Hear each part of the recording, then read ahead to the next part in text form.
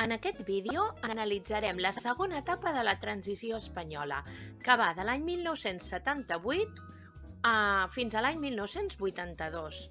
En aquesta etapa es produeix l'avenç cap a la consolidació democràtica, cap a l'establiment de la democràcia. I ja veureu que passen també un munt de coses. Hi haurà crisis internes, intent de cop d'estat, etc. Vinga, doncs comencem.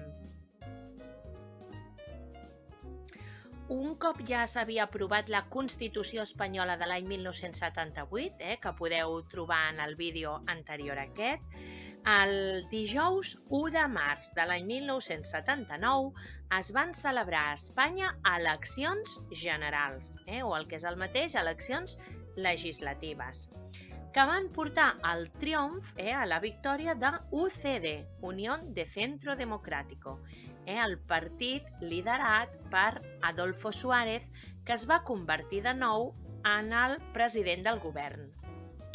La UCD va guanyar les eleccions aconseguint 169 diputats dels 350 dels escons que té el Congrés dels Diputats. Per tant, van aconseguir el que se'n diu una minoria parlamentària. Penseu que per governar en solitari, o sigui, per governar en majoria absoluta, és la meitat més un. O sigui, la meitat de 350, doncs 175 més un, 176.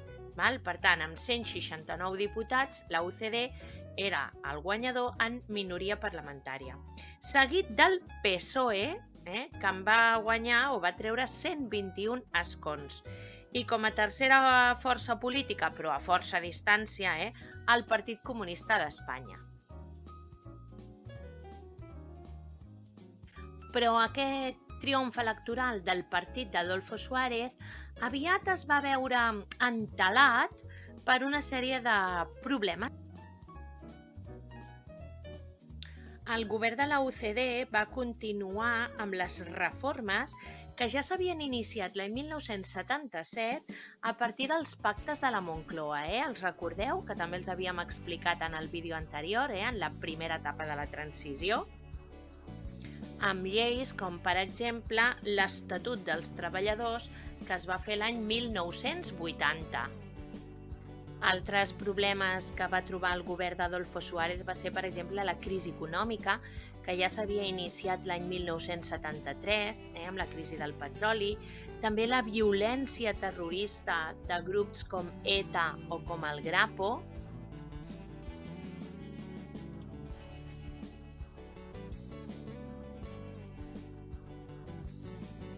i també la pressió de l'exèrcit, que estava disgustat perquè Suárez havia promès no legalitzar el Partit Comunista i finalment sí que ho havia fet perquè, clar, era necessari per garantir unes eleccions generals democràtiques l'any 1977. A més, l'exèrcit també estava descontent per l'estat de les autonomies, per al terrorisme que us acabo d'anomenar i per la anunciada reforma de l'exèrcit.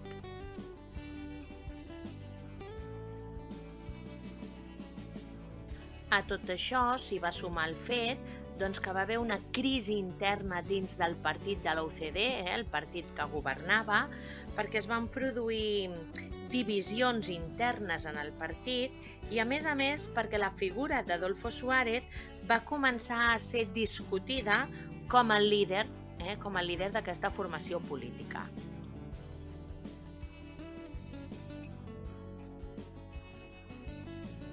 I a sobre, si amb tot això no n'hi havia prou encara, doncs s'hi va sumar el fracàs de la UCD, del partit d'Adolfo Suárez, a les eleccions municipals i autonòmiques. Mireu, el mes d'abril d'aquell mateix any, de l'any 1979, es van celebrar a Espanya les primeres eleccions municipals democràtiques.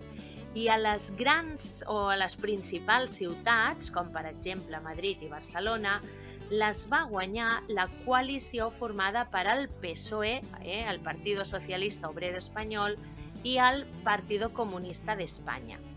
Recordeu que una coalició és quan dos o més partits polítics s'uneixen per anar junts a unes eleccions. A Catalunya, a la majoria d'ajuntaments catalans, hi va guanyar una coalició que s'anomenava Pacte de Congrés i que estava integrada, formada per al PSC, o sigui, el Partit Socialista de Catalunya, per al PSUC, que eren els comunistes, el Partit Socialista Unificat de Catalunya, per CiU, o sigui, Convergència i Unió, i per Esquerra Republicana de Catalunya. Una cosa semblant va tornar a passar al mes de març de l'any 1980, quan es van celebrar les primeres eleccions autonòmiques a Catalunya i al País Basc, i on la UCD va perdre. Bé, ja veieu que tot això que us he explicat, la crisi econòmica, la crisi interna del partit, el fracàs de la UCD de les eleccions, etc., va debilitar la posició del govern. Així que el mes de maig de l'any 1980 el PSOE va presentar a les Corts una moció de censura. Bé, i què és una moció de censura? Doncs mireu, una moció de censura és una votació que es fa en el Congrés dels Diputats en la que es vota la continuïtat o no del president del govern, perquè se li exigeixen unes responsabilitats polítiques per la seva gestió al capdavant del govern. La moció sempre la presenta el partit de l'oposició, en aquest cas era el PSOE, i el mateix partit que presenta la moció de censura ha de presentar també una alternativa, o sigui, ha de presentar un altre president del govern amb un programa polític concret, diferent. I si la moció de censura guanya, doncs el president del govern ha de dimitir. Bé, el PSOE no va guanyar la moció de censura, sinó que el Congrés de Diputats va recolzar Adolfo Suárez. Però vaja, la seva imatge política i pública em va sortir tocada, em va sortir perjudicada. Així que el 29 de gener de l'any 1981, Adolfo Suárez va dimitir com a president del govern. Ell va al·legar problemes personals, cansament i tal, però ja veieu que circumstàncies n'hi havia moltes, com la divisió que hi havia en el seu propi partit. Com a data curiosa o complementària, com li vulgueu dir, us diré que des de la transició espanyola, des de l'any 1975 a data d'avui, 2022, s'han presentat a Espanya 4 mocions de censura, però només una ha prosperat, només una ha triomfat. I va ser, al maig, entre el 31 de maig i l'1 de juny de l'any 2018, que es va presentar una moció de censura contra el president del govern, Mariano Rajoy, del Partit Popular, i va tirar endavant, va triomfar. I Pedro Sánchez es va convertir aleshores en el nou president del govern del PSOE. Bé, en aquesta incipient, o en aquesta nova o jove, com li vulgueu dir, democràcia que estava vivint a Espanya, hi havia una amenaça molt important, i era l'exèrcit. Penseu que l'any 1981 els oficials de l'exèrcit espanyol eren majoritàriament franquistes, perquè eren veterans de la Guerra Civil. I com us he explicat abans, l'exèrcit estava molt descontent perquè, per exemple, s'havia legalitzat el Partit Comunista, estaven descontents també amb aquest procés autonòmic, amb aquesta Espanya de les autonomies, que ho veien com un atemptat a la unitat d'Espanya. També per al terrorisme, perquè penseu que contínuament hi havia atemptats d'ETA i del Grapo.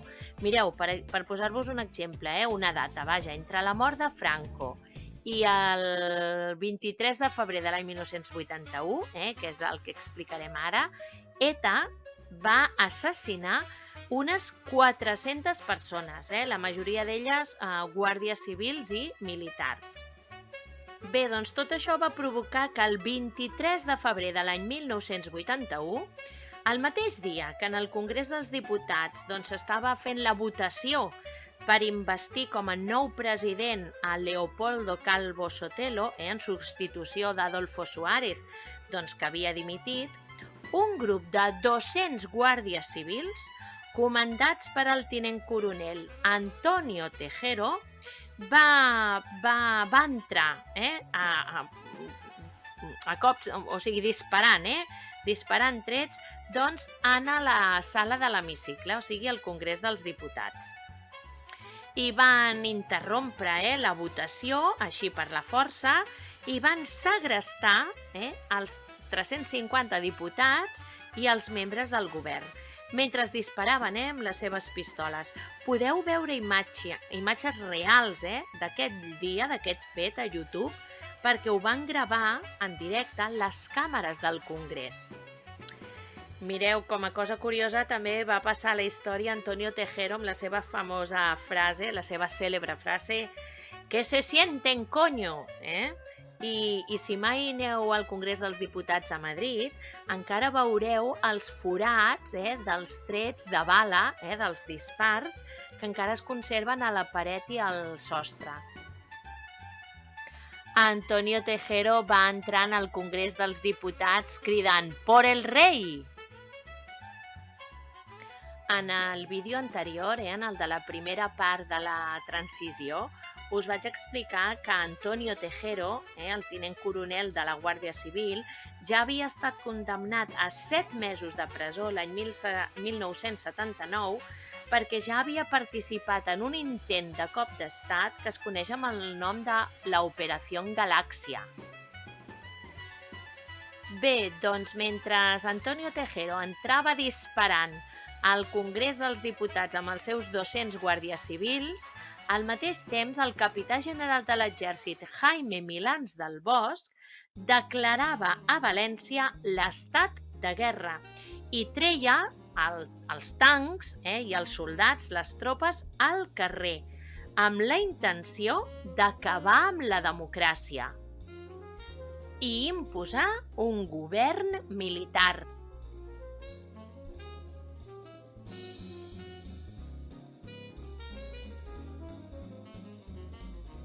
En aquest cop d'estat, que coneixem com el 23F, també hi van estar implicats altres alts caps de l'exèrcit, com és el cas del general Alfonso Armada, que volia restablir un govern militar presidit per ell mateix i que era una persona molt propera a l'entorn del rei Joan Carles I i per això semblava que tenien el recolzament del mateix rei.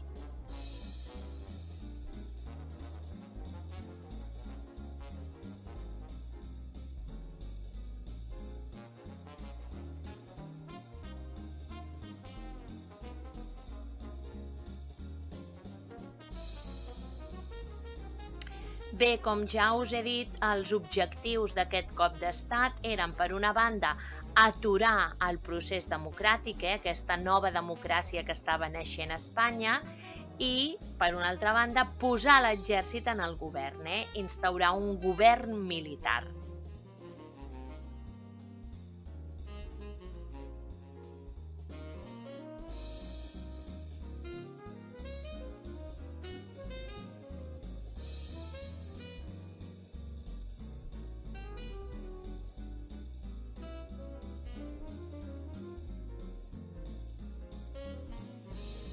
Finalment, el cop d'estat va fracassar.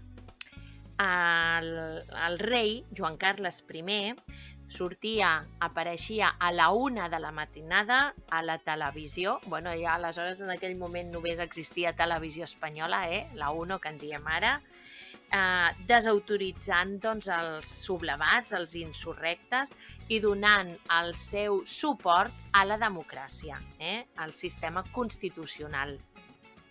Penseu que l'èxit del cop militar es basava fonamentalment en un element clau, que era el suposat recolzament del rei. A més, dintre del propi exèrcit espanyol hi havia alguns comandaments que no hi estaven d'acord, I a més, tots els partits polítics es van unir davant d'aquest fet.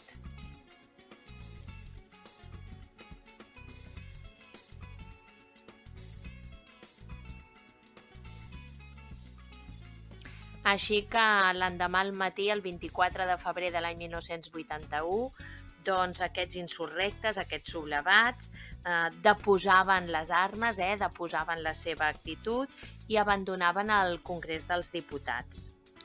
El 27 de febrer, a moltes ciutats espanyoles es van produir tot un seguit de manifestacions multitudinàries defensant la democràcia.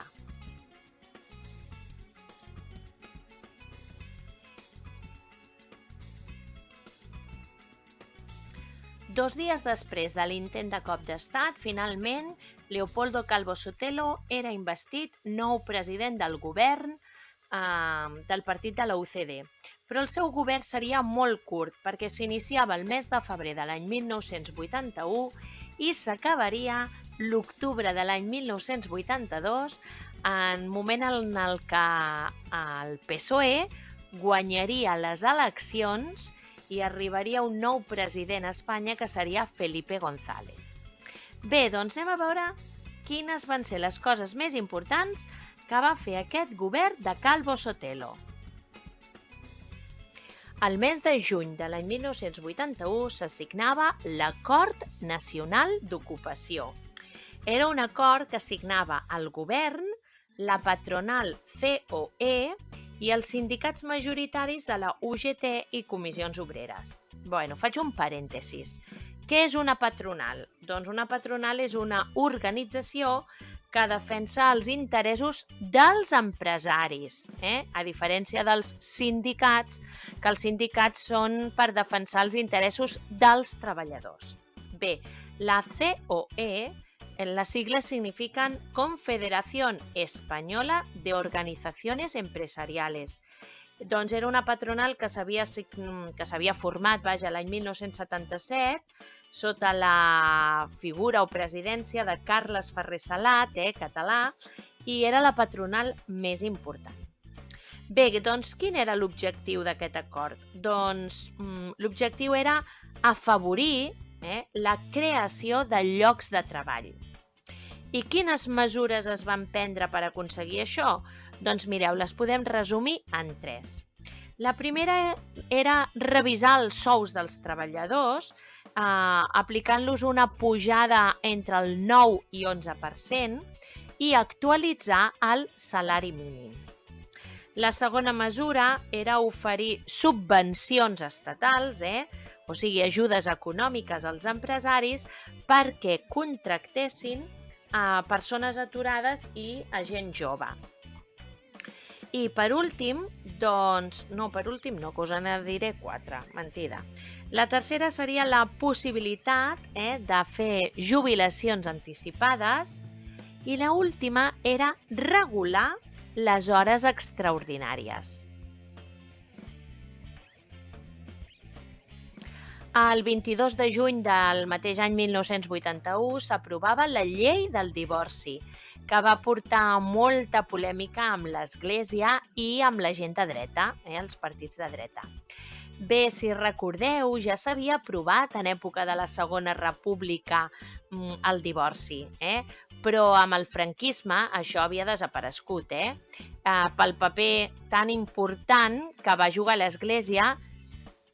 A més, recordeu allò que diu l'Església quan una parella es casa, que diu el que Déu ha unit, que no ho separi l'home.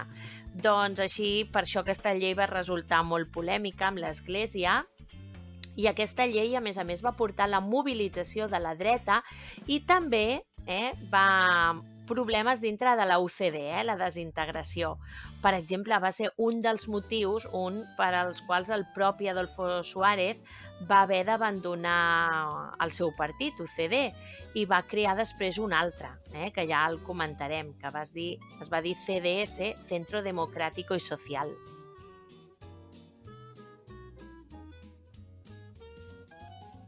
El 30 de juny de l'any 1982 s'aprovava la Llei Orgànica d'Harmonització del Procés Autonòmic, conegut amb l'OPA o en castellà l'OAPA. Era una llei que implicava una forta retallada de les competències dels Estatuts d'Autonomia i és una llei que la UCD va aprovar amb el suport del PSOE.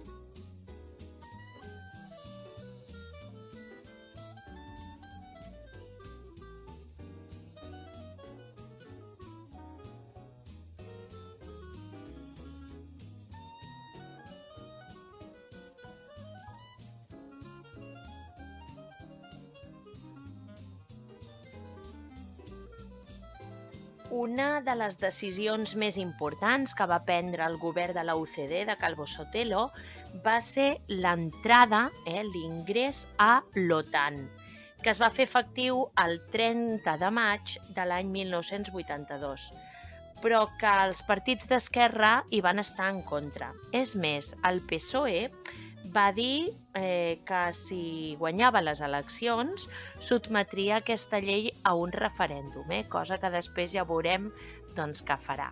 Recordeu què és l'OTAN? El tema de l'OTAN us dic que ho podeu trobar en el meu vídeo dedicat a la Guerra Freda. Vaja, és una aliança militar entre països que està liderada per als Estats Units, va aparèixer després de la Segona Guerra Mundial. Què significa això? Què suposa pertànyer a l'OTAN? Doncs significa que si un dels països que han firmat aquesta aliança és atacat per un tercer país, doncs els altres han de sortir o han d'actuar en la seva defensa.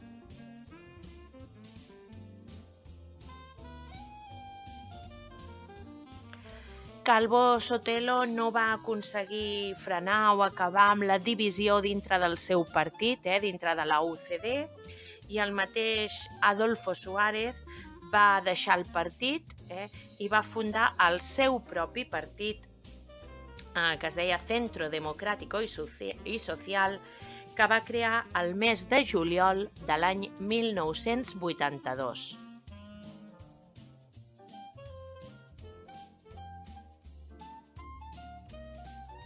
Finalment, el president Calvo Sotelo va decidir el 28 d'agost d'aquell mateix any, 82, va decidir dissoldre el Parlament, el Congrés dels Diputats, i convocar eleccions generals, que es van celebrar el 29 d'octubre de l'any 1982.